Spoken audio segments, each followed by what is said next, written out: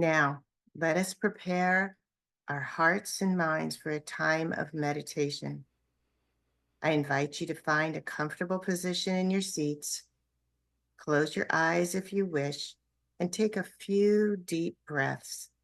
Let go of any distractions or worries that may be on your mind.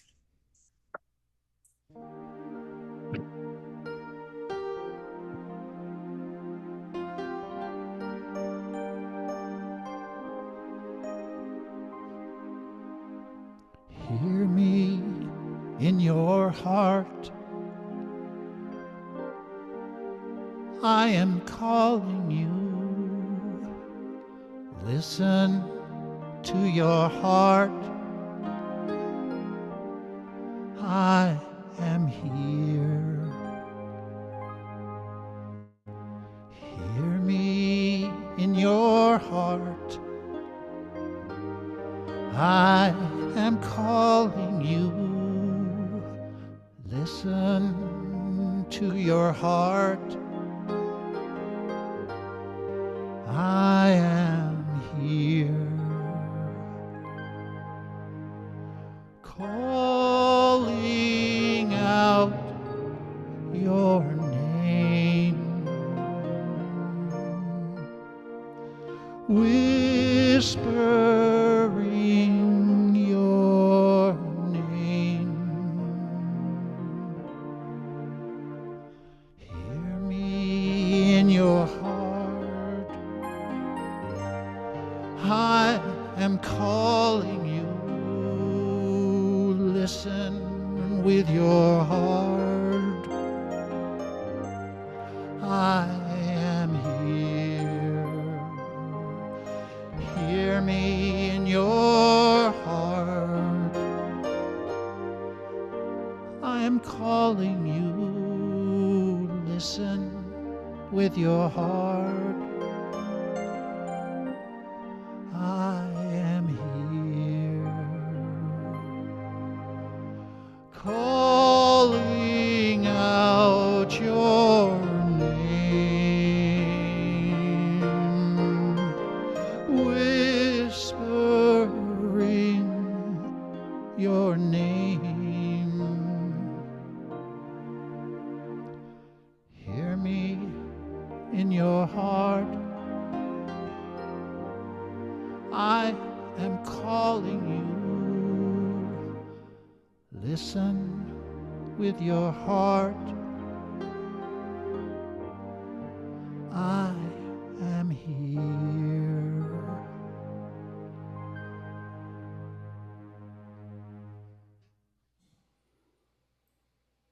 So I invite you, as you continue to deepen yourself into the presence of who you are, to connect even more mindfully to your breath.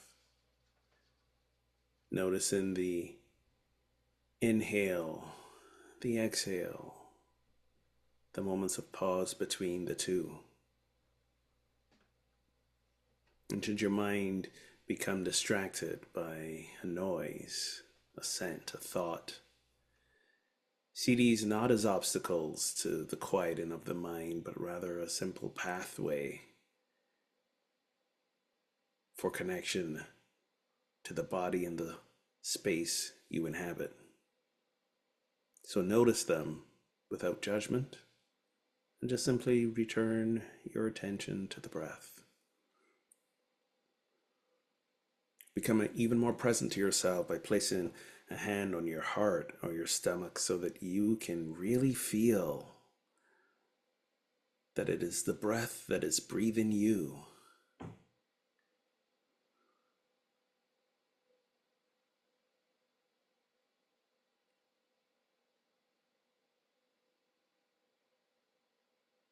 And invite you to become even more settled by allowing your exhalations to run just a little longer than your inhalations. Imagine yourself inhaling on a count of 3 and exhaling on a count of 5 or 2 or 4, however it works for you, but allow your exhales to be longer than your inhales at this time as you just breathe.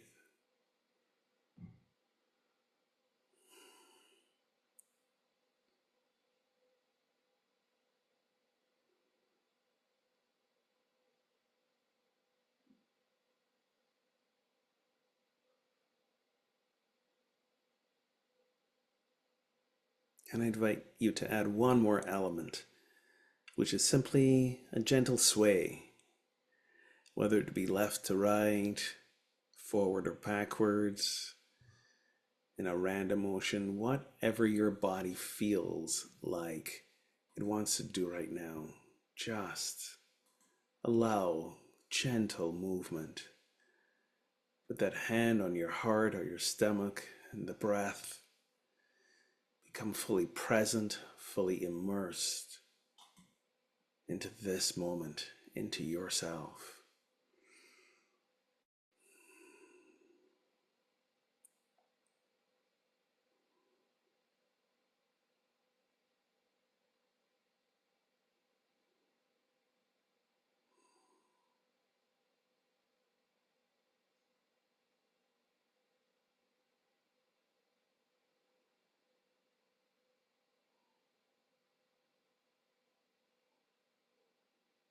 Our heart space is both spiritual and physical.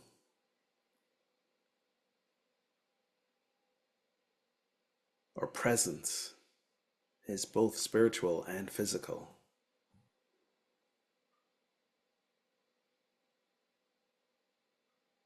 The divinity of who we are is both spiritual and physical.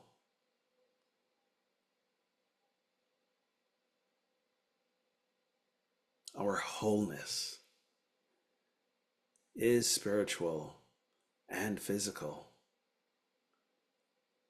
The fullness of who we are, the fullness of God itself at the point of each and every one of us, is a spiritual state of being, and it too is a physical expression of our mind and of our body. So to be at one with the divine is to be at one with ourselves through the embodiment of breath and touch, and through the knowing beyond the mind and the intellect that God is all there is, and we are part of that all. We are that all.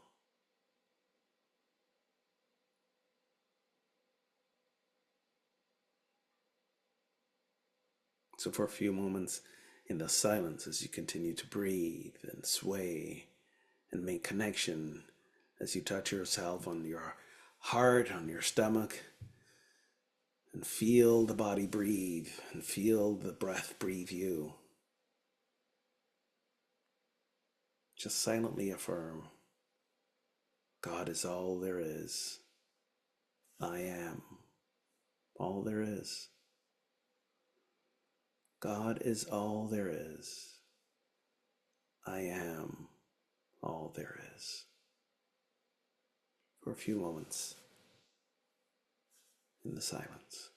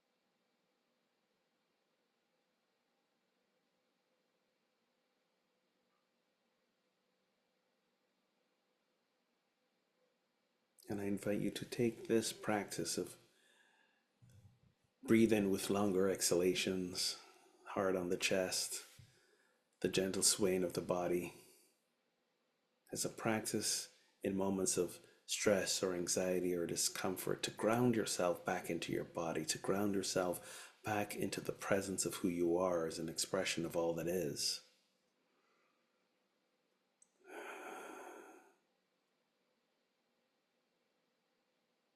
And we give thanks.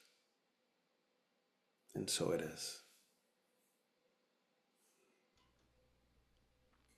Thought about the events in the last week and a half, 2 weeks, and thought this would be a song that would just help encourage us all.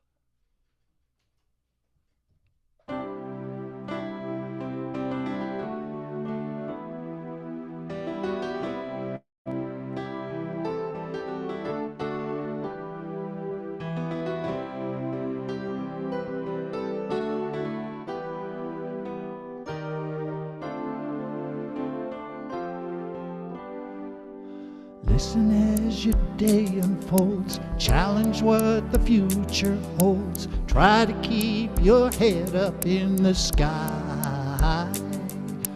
Lovers, they may cause you tears. Go ahead, release your fears. Stand up and be counted. Don't be ashamed to cry. You gotta be bad. You gotta be bold. You gotta be wiser. You gotta be hard, you gotta be tough, you gotta be stronger. You gotta be cool, you gotta be calm, you gotta stay together. All I know, love will save the day. Herald what your mother said, reading the books your father read, trying to solve the puzzles in your own sweet time. Some may have more cash than you, others take a different view. My, oh my, hey, hey, you gotta be bad, you gotta be bold, you gotta be wiser. You gotta be hard, you gotta be tough, you gotta be stronger.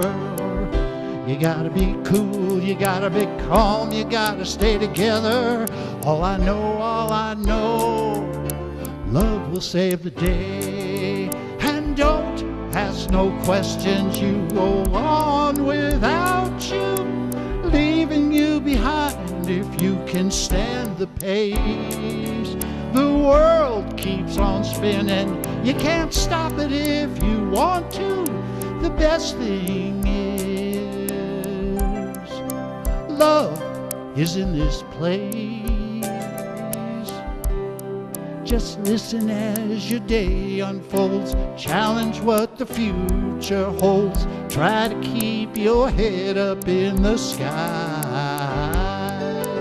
Lovers, they may cause you tears. Go ahead, release your fears. Stand up and be counted. Don't be ashamed to cry. You gotta be bad, you gotta be bold, you gotta be wiser. You gotta be hard, you gotta be tough, you gotta be wiser. You gotta be cool, you gotta be calm, you gotta stay together. All I know is love will save the day. All I know, yes, love will save the day. All I know, love will save the day.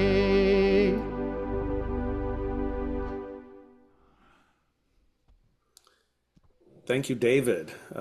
Wow. I don't know if you know this, but the singer, the creator of that song, Desiree, her father is from Barbados. And I'm from Barbados too. So I don't know if you knew that and you were trying to butter my bread a little bit there, but well done. I'm so honored and thrilled to be with you all today. And my talk is called Justice, in which I make the case for it to be the 13th power as well. So I'm betting that each of you remember the first time you walked into a Unity Church. And I know for a lot of people, when they walked into the Unity Church for the first time, more often than not, their response, reaction, their feeling is, I found my home. I found my spiritual place. This is the place that I didn't even know I was looking for. I was seeking. I belong. If you can relate Raise your hand a little bit. Just raise your hand, whether it's your Zoom hand or your real hand. Yeah, a lot of hands going up. All right. Well, you know what? That was not my experience. When I first walked into my first unit experience, the thought I had was, this is the cult they warned me about. I walked into a book study. It's my first uni experience, and we were doing the book study was Conversations with God. I don't know if you remember that book. And it was a chapter where they were talking about there's no hell, there's only heaven, and Hitler's in heaven. And I was like, what is this madness that I have walked into?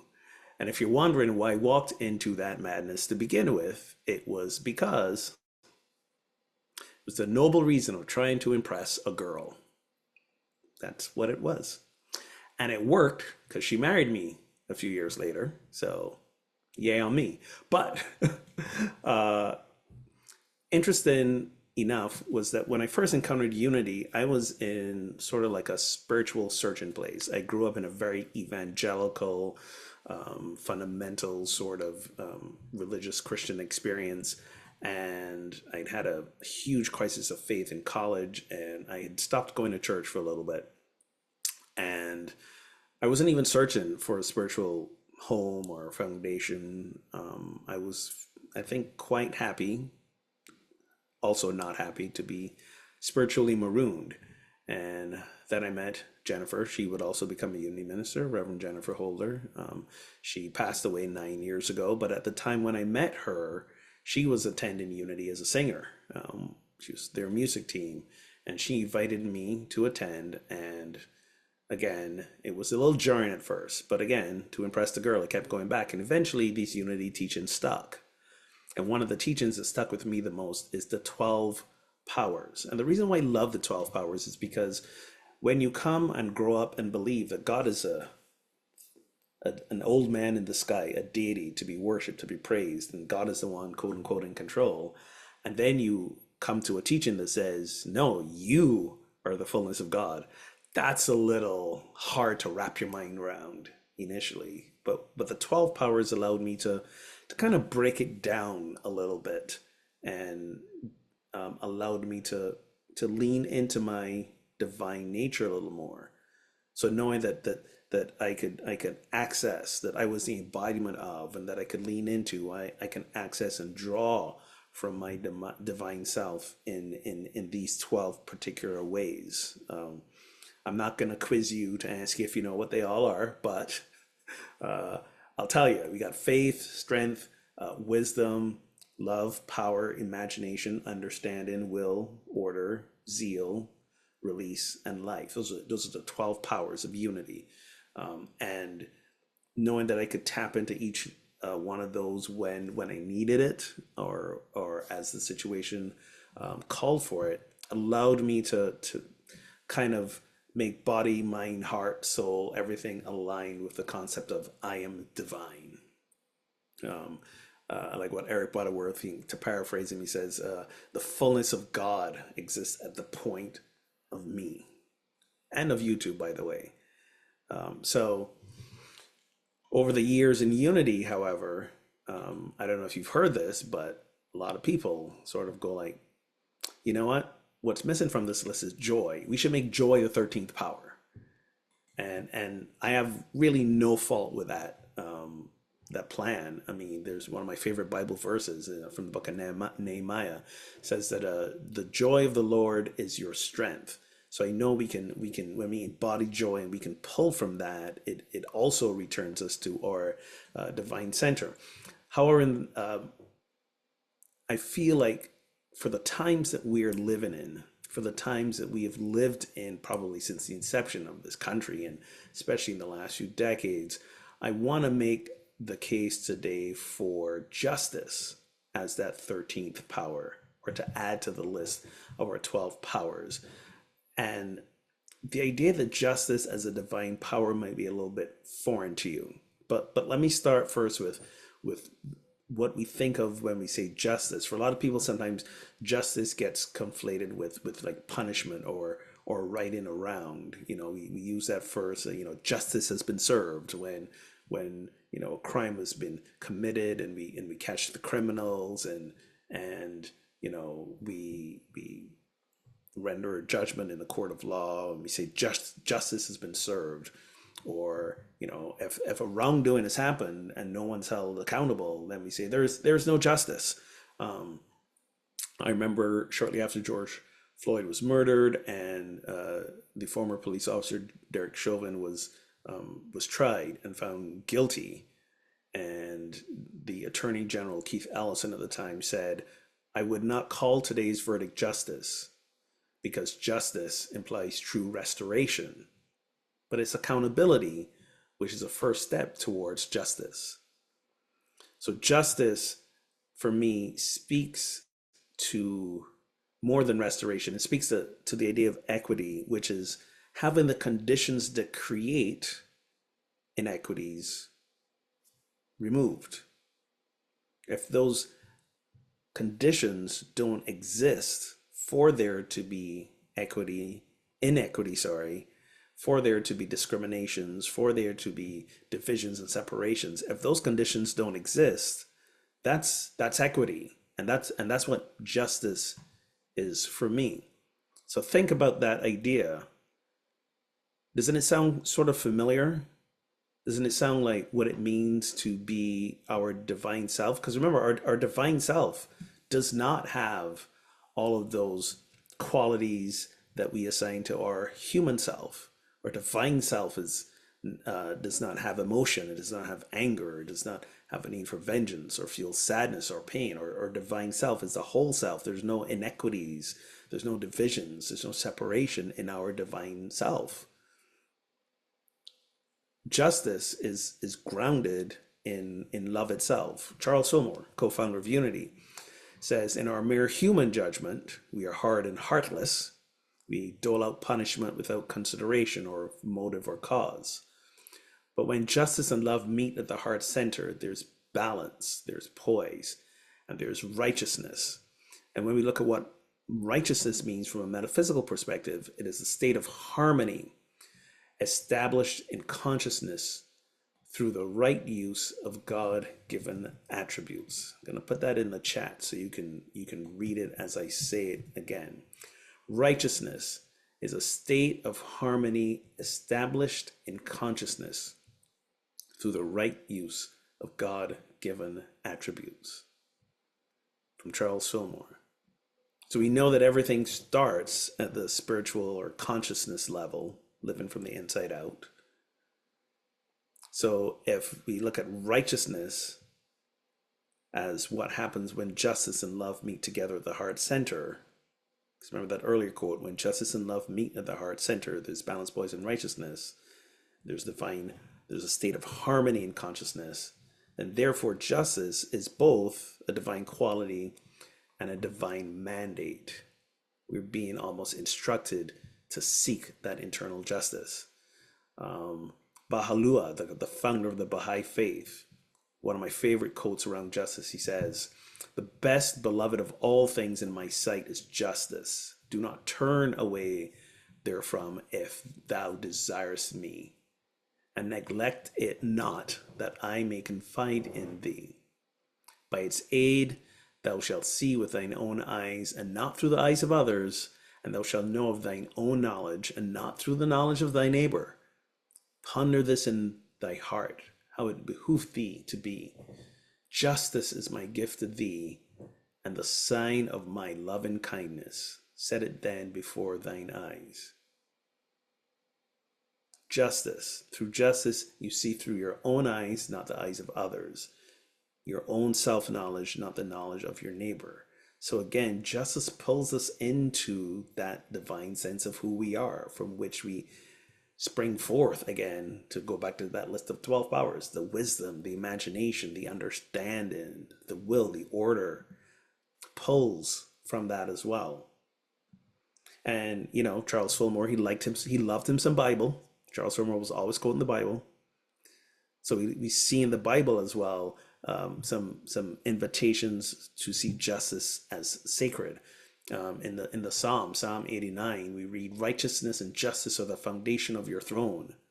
Steadfast love and faithfulness go before you." In Proverbs 21, We read, to do righteousness and justice is more acceptable to the Lord than sacrifice. And the Proverbs are written at a time when it was all about sacrifices to appease God, prayer and sacrifice. Sacrifice was an instrumental part of the ritual at the time. So to say to do righteousness and justice is more acceptable to the Lord than sacrifice really elevates those two things. And in the New Testament, in Matthew chapter 23, Jesus, our worshiper, invites us to not neglect, and I quote, the weightier matters of the law, justice, mercy, and faith. It is these you ought to have practiced. Justice, mercy, and faith. It is these you ought to have practiced. And to bring it into our time and space, to quote the philosopher, theologian, the activist, one of my favorite people, Dr. Cornel West, he said, never forget that justice is what love looks like in public.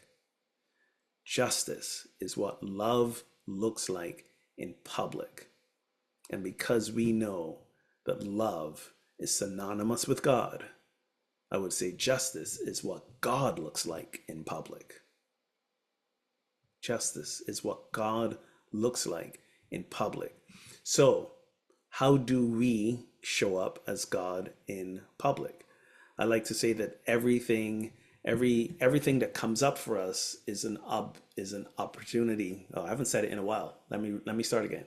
Everything that shows up for us is an opportunity for us to show up as God. Everything that shows up for us is an opportunity for us to show up as God, which means showing up as love, which means showing up as wisdom. And it also means showing up as justice. So how do we show up as God, as love, as justice, in just our everyday actions and what we need to be? Because sometimes we feel like it's this huge, big thing. Inequity is so big, so therefore equity is so big. Therefore, it's like almost impossible for us to wrap our minds around how do we establish equity, which I believe is bringing the idea of oneness into our five-sensory experience. But we have to remember that we are the thing. You know, we are the embodiment of everything that's happening. We are the embodiment of justice and injustice. We are the embodiment of love and anything that's other than love. We are the embodiment of equity and inequity. So how do we embody equity and bring God, bring love, bring justice into the public? So there's a lot of ways you can do this. And as we know, as we like to say, we live from the inside out. So a lot of it begins with us looking at our own internal state of being. It's about challenging our own embedded biases, our unconscious biases, our unconscious discriminations. It invites us to not make the assumption that because we are spiritual beings who love to meditate, who belong to a spiritual community, that there isn't work for us to do. It invites us to look at how we often use our spiritual teachings to bypass the discomfort that arises when we are faced with what's going on in the world and the opportunities to take action. One of the things that we find ourselves doing when we feel uncomfortable for something that arises on our path or in our world is we often withdraw into ourselves, and we might have heard this in our spiritual, along our spiritual path. Ours is not to set it right, ours is to see it right. So we go into a lot of meditation and visioning about how we can transform the world. And while this is an integral first step for many of us, and when I say us, I'll throw myself under the bus because I used to do it as well, that's where we stop. Because we think that as long as we're doing this, we're taking some spiritual action in the world, and that's where we stop. Again, it's a great starting point, but don't let that be your stopping point, because that's an internal state of being. But we're also external beings. We're spirit. We're also body. We walk simultaneously in the spiritual plane and the physical plane. And I don't know if you've seeing what's going on in the world, but the physical plane ain't looking so great right now. And our individual experiences may be okay for us. But here's the thing about oneness and connection. Was it I believe Martin Luther King Jr. who said, I didn't have this in my notes, but it's coming to mind, the idea that well, shoot, let's back to our way shore. Let's go to Jesus, who said, what you do to the least of these you do to me. As in the harm that you cause to those who are less privileged than you, who are riddled with disease and disabilities. What you do to them, you're also doing to me. As in, we all need each other. We're all connected. So any harm that's perpetrated to any group of people, we are also the ones who will eventually bear the suffering as well. So what is ours to do about this? We all have points of privilege that we inhabit. I know for some of you, maybe when you first leaned into finding out more about justice work, or in the last few years, you might have heard the term white privilege and be taken a little aback by it. Some of you may have had absolutely difficult upbringings and childhood, and had to work for everything, and you go like, but where's the white privilege for me? No one gave me anything. And you may have pushed back from that terminology. But when I say each of us have a point of privilege, what I'm trying to say is this world is set up so that certain systems of oppression are the status quo, and all the systems of oppression stem from the big three. The author Bell Hooks talks about white supremacy, she talks about capitalism, and she talks about patriarchy. And each of those systems have different subsets of oppression. So for example, I'm a black man that lives in a country, the United States, most of the time, and we know there's racial inequality. But you know what? There's also gender inequality. And as a man, my life has been much easier in ways that I can't articulate, because for decades, for centuries, this was a country and a way of being that prioritized maleness. So paths and doors were open for me that I am sure were not open for other women who were eminently more qualified. We still see this in pay disparities. There's still a gender wage gap in a world that says men and women are equal. And I'm sure that the women on this call can speak to you of times in their workplace or just even in their lives when their path was eminently harder than the path of men who were either equally or less qualified than them. It still exists to this day. This is not oneness. This is division. So those of us who are in places in that specific example, for example, men, those of us who identify as men, those of us in male bodies, we get to use our privilege in a world that caters more to men to speak out for the injustices, to speak out for equity, to speak out for equality. I am a person who is able-bodied. I'm not disabled physically in any way. And we know we live in a world in some places where those who are disabled are invisibilized. And let's remember that not all disabilities are visible. Some are invisible. When we think of those who have mental health issues as well. So how do we speak up and speak out for them? Do we speak up and speak out for them wherever we go? Whether it's in our churches, in our grocery stores, wherever all the spaces that we occupy, do we become a voice for those people for whom, just because of the way they exist, life is a little bit harder for them?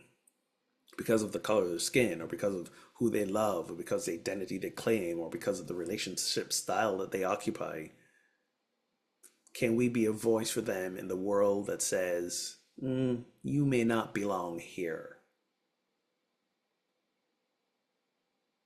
Do we welcome them into our lives? Do we welcome them into our communities, into our spaces? Because when we do this, we bring that spiritual idea of oneness, I believe, into our physical experience. For me, true justice, that idea, that spiritual idea, leads to liberation. When I speak of liberation, I mean, again, the idea of justice, removing all the obstacles to experiencing and expressing our wholeness.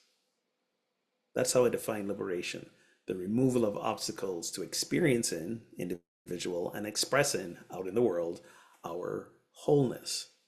And because we live from the inside out, if we want to see liberation in the world outside of us, we have to have that spiritual liberation within us. So we have to take a look at what are the obstacles that we have inside of us towards experiencing our wholeness. And a lot of those sometimes are these internalized biases and internalized faces of oppression that sometimes we don't even know we are living out. I didn't know sometimes. I've done a lot of work on myself, and I didn't realize, or rather, I thought I am a feminist. I am not sexist anymore. Got rid of all of that idea about women not being able to accomplish as much as men, because that was the teaching I received in my spiritual religious upbringing. Women couldn't be pastors. Women were relegated to support roles. All of that nonsense, and I moved on past that. I thought I was good until in the last 2 years, one of the things we do in Project Sanctus is twice a week we have what we call an affinity group, where people come together on Zoom, and we just discuss everything, what's going on in their lives, what's going on in the world around us. Once a month, we do it all together, and then the second time of the month, my work partner, Reverend Kelly, she takes all the white body folks, and I take everyone else, and we divide into two groups because it's creating safer spaces for people. Because whether we know it or not, a lot of the unconscious thoughts we have about how we interact as racial beings affects how we show up in the world. And most of the time, the folks who show up when I do the separate call are these older black women. I call them my crones. I call them my aunties. They are these strong, wise, absolutely beautiful, hilarious women. And they're so strong. And every time I have a conversation with them, I say something that almost invites them to put me in my place. And I realize I still have so much embedded work to do. There was one quick example. One of the women, she grew up in Grenada, a neighboring country to Barbados, where I'm from. And I one day said to her, I'm looking forward to, later in life, retiring and going back to Barbados and just like living out my life there. Oh my God, I bet you can't wait to, you would love to go back to Grenada. She goes, absolutely not. There's no part of me that wants to go back there. And I said, why would you not want to? She goes, you didn't grow up as a woman in the Caribbean. And I was like, yeah, I had to shift my perspective there a little bit, because I was just making all these unconscious assumptions that everyone who had a Caribbean experience wants to get back to it. No, they don't. No, they don't. I had a privileged experience as well. So this is what I mean. We have to just, part of our spiritual work has to be looking at how we unconsciously carry these systems of oppression with us and perpetuate them and repeat them. And just meditating is not going to do it, because that's not what meditation was designed to do. It requires some purposeful look, some uncomfortable conversations. And when we do this, we continue to remove, again, these roadblocks to the fullness of who we are. These roadblocks, these obstacles to our divine self, to our wholeness. This is our liberation. So both inside and external justice work is a path to our liberation, and in so doing, it is a spiritual practice. But because it is an idea of part of who and what the divine is. It's, I believe, one of our innate powers, one of our innate abilities. So that's my invitation to you this week, moving forward from this day, actually, to find spaces, whether it's the affinity groups that we do or some other space, where you can truly be encouraged, prompted, challenged to look at where you may be unconsciously holding on to those obstacles of inequities that stand between you and a fuller experience of your divine self and bringing oneness to this world. Thank you for giving me your time. Thank you for listening.